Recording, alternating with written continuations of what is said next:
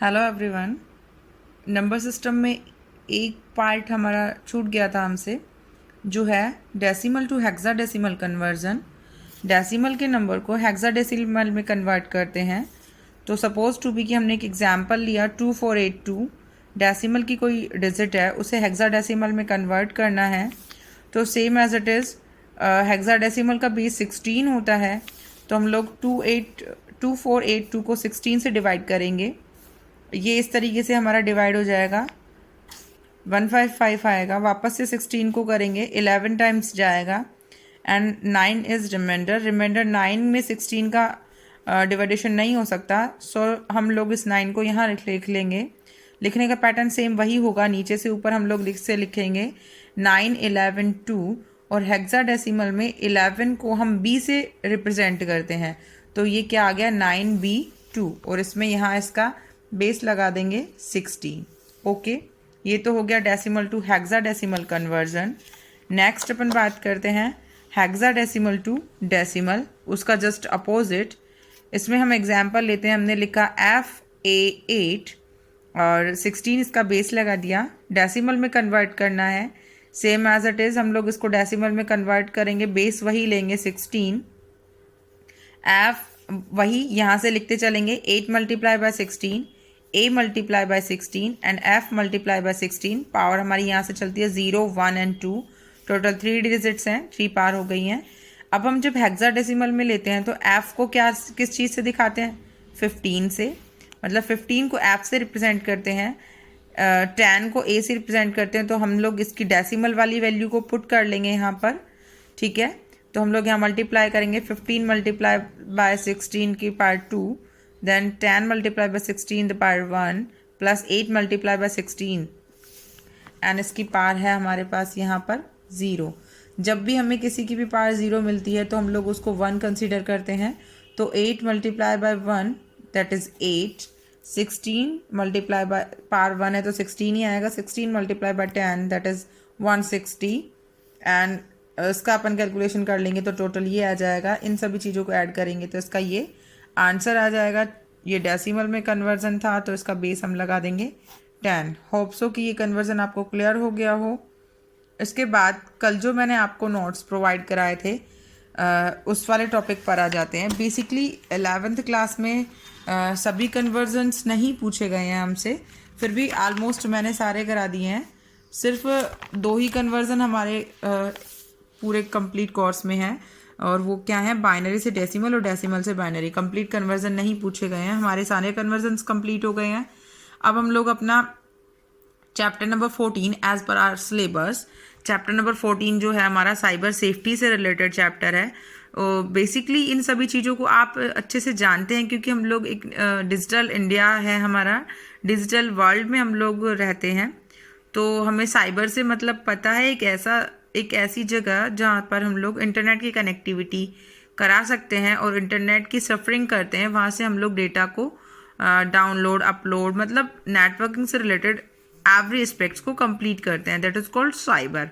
Okay, अगर हम बात करते हैं कि साइबर सेफ्टी क्या होती है, मतलब इंटरनेट का सेफ और सिक्योर यूज़ होना साइबर सेफ्टी कहलाता है। मतलब इंटरनेट पर हम लोगों ने कोई भी इंफॉर्मेशन अपलोड की या डाउनलोड की तो हम इतना सेफ और सिक्योर फील करें, मतलब हमें इतनी कंफर्मेशन होनी चाहिए कि हमारा जो डेटा है वो अनऑथराइज यूज़र ने एक्सेस नहीं किया या किसी के भी गलत हाथ में वो डेटा हमारा नहीं गया।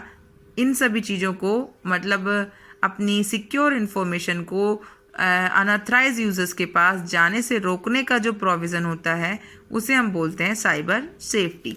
देखिए, cyber safety refers to the safe and responsible use of internet and ensure safety and security of personal information, कि जो भी हमारा पर्सनल डेटा है वो किसी भी अनऑथराइज यूज़र ने, अनऑथराइज मीन्स जिसको हम नहीं चाहते कि हमारा डेटा मिले, है ना, किसी भी थर्ड पार्टी को, एंड नॉट पॉजिंग थ्रेट्स का मतलब किसी ने भी उस डेटा को वहाँ से नहीं चुराया है। तो ये पूरा फंडा क्या कहलाता है, साइबर सेफ्टी।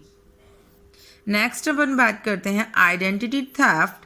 हम एक वर्ड को अगर हिंदी में भी कन्वर्ट करके समझें तो वो ईजीली समझ में आ जाता है। देखिए, आइडेंटिटी मतलब पहचान, थेफ्ट मतलब चुराना, है ना। तो आइडेंटिटी थेफ्ट क्या होता है, ये एक ऐसा फ्रॉड होता है जिसके रिगार्डिंग कोई एक पर्सन किसी की आइडेंटिटी चुरा ले, लेकिन आइडेंटिटी चुराने के पीछे उसका कुछ और मोटिव हो। लाइक या तो वो उस आइडेंटिटी से कोई उसके दूसरी इंफॉर्मेशंस गेन करना चाहता हो, या वो उसकी मनी थेफ्ट करना चाहता हो, है ना। जैसे कि सपोज टू बी किसी ने अगर आपका बैंक आईडी चुराया है, तो वो उससे आपकी बैंक डिटेल निकलवा कर आपकी बैंक से मनी एक्सेस कर सकता है ना। या फिर अगर उसने आपकी एफबी से आपका एफबी आईडी चुराया है, तो वो आपकी कोई पर्सनल इन्फॉर्मेशन चुराना चाहता है और उस पर्सनल इन्फॉर्मेशन से वो आपकी बैंक डिटेल की लॉगिन तक जा सकता है। ठीक है, अब देखिए आइडेंटिटी थेफ्ट में होता क्या है। Identity theft is a type of fraud that involves using someone else's identity to steal money or gain other benefits। किसी दूसरे की आइडेंटिटी चुराई जाती है या तो पैसे चुराने के लिए या कोई दूसरे बेनिफिट के लिए।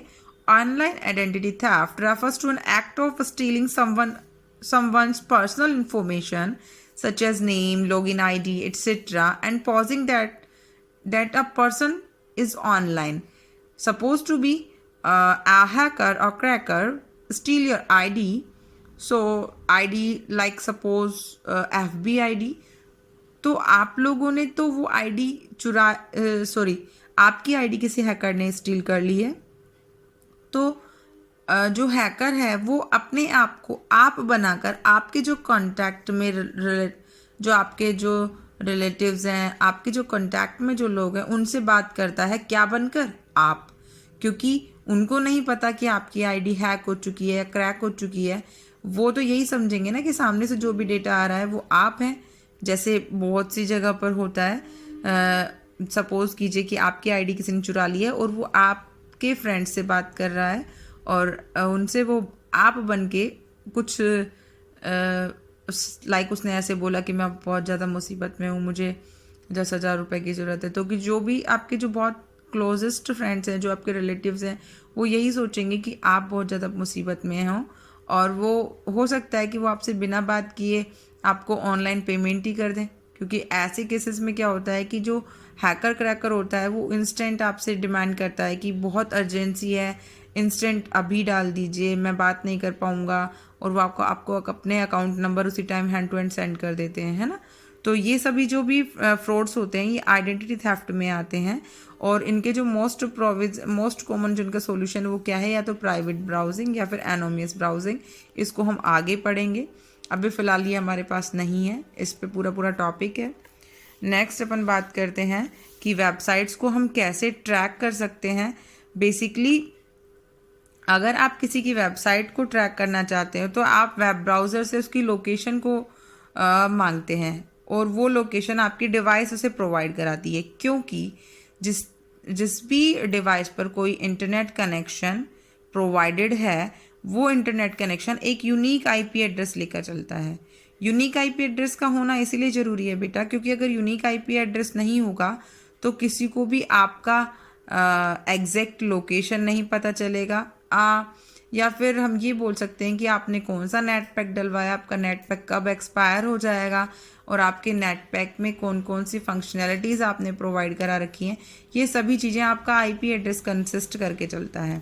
आईपी का मतलब होता है इंटरनेट प्रोटोकॉल एड्रेस, जो कि इंटरनेट से रिलेटेड जितनी भी फैसिलिटीज़ होती हैं वो सभी फैसिलिटीज़ आपके डिवाइस पर आपको प्रोवाइड कराने का काम करता है।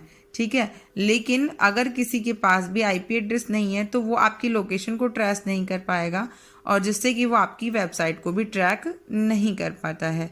ठीक है, आईपी एड्रेस का होना हमारे लिए एक बहुत अच्छी भी बात है तो बुरी भी बात है, क्योंकि आईपी एड्रेस के रिगार्डिंग जो भी एडवर्टाइज़र होते हैं या फिर कुछ क्रिमिनल्स होते हैं वो हमारी वेबसाइट को ट्रैक कर लेते हैं एंड ट्रैक के बाद में वो हमारी वेबसाइट से रिलेटेड कुछ ऐसे कंटेंट हमको डिलीवर करते हैं जिससे कि यूज़र अपने आईपी एड्रेस जिससे कि यूज़र अपना आईपी एड्रेस सेल्फ से ही दे देता है।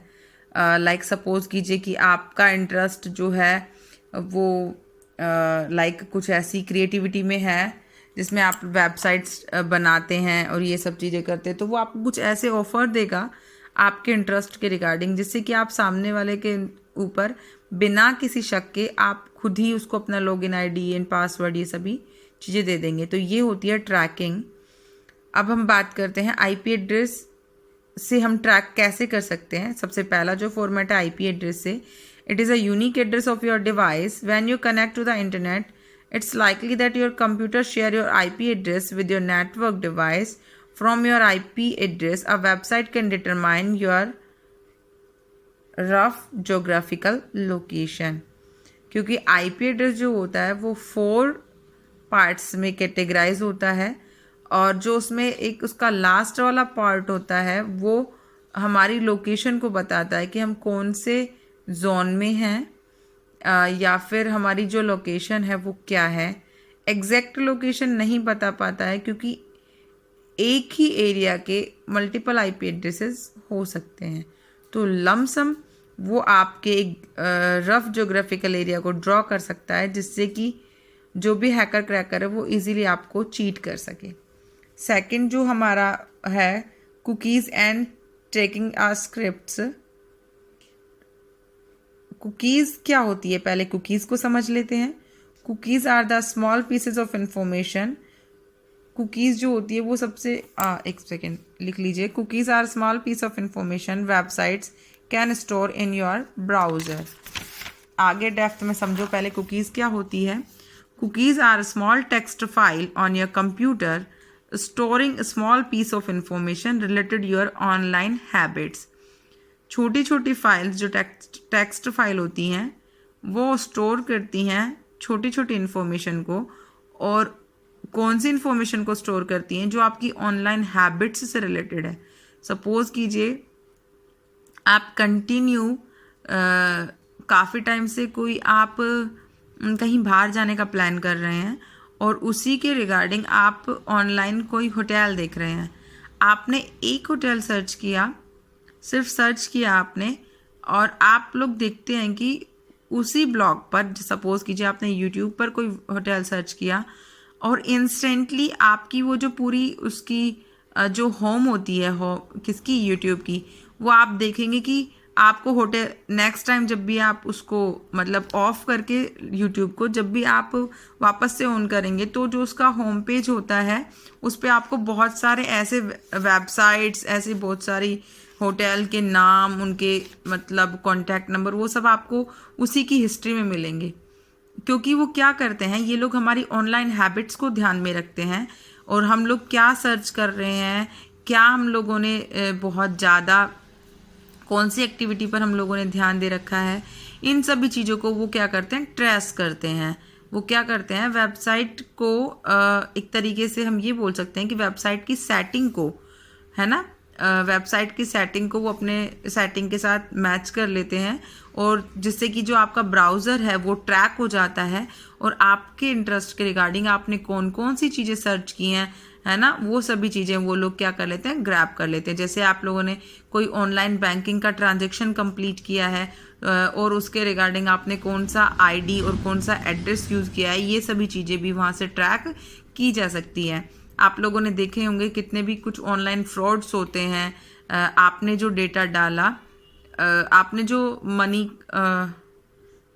किसी भी इंफॉर्मेशन या किसी भी सर्विसेज के रिगार्डिंग अगर आपको कोई मनी सामने वाले इंसान को देना होता था तो उसमें अगर उन्होंने आपका आईडी मांगा है तो एक बार आपका आईडी पासवर्ड लेने के बाद कुछ मनी वहाँ से इजीली डिटेक्ट कर दिया जाता था। तो ये सभी चीज़ें किससे रिलेटेड करती हैं, कुकीज़ से करती हैं। कुकीज़ का जो रिमेनिंग पार्ट है वो हम नेक्स्ट वीडियो में पढ़ेंगे। तब तक कि इसको पढ़ना समझना, अगर समझ नहीं आता है तो आप मुझसे क्वेरीज पुट कीजिए। हो सकता है कि आपका फर्स्ट टाइम है, ये सब चीज़ें थोड़ी आपको क्रिटिकल लगे, बट फिर भी एक बार ट्राई करना। अगर समझ नहीं आता है तो आप मुझसे इवनिंग में कॉल करके भी पूछ सकते हैं या फिर आप मुझसे मैसेज करके क्वेरीज पुट कर सकते हैं। Okay, thank you.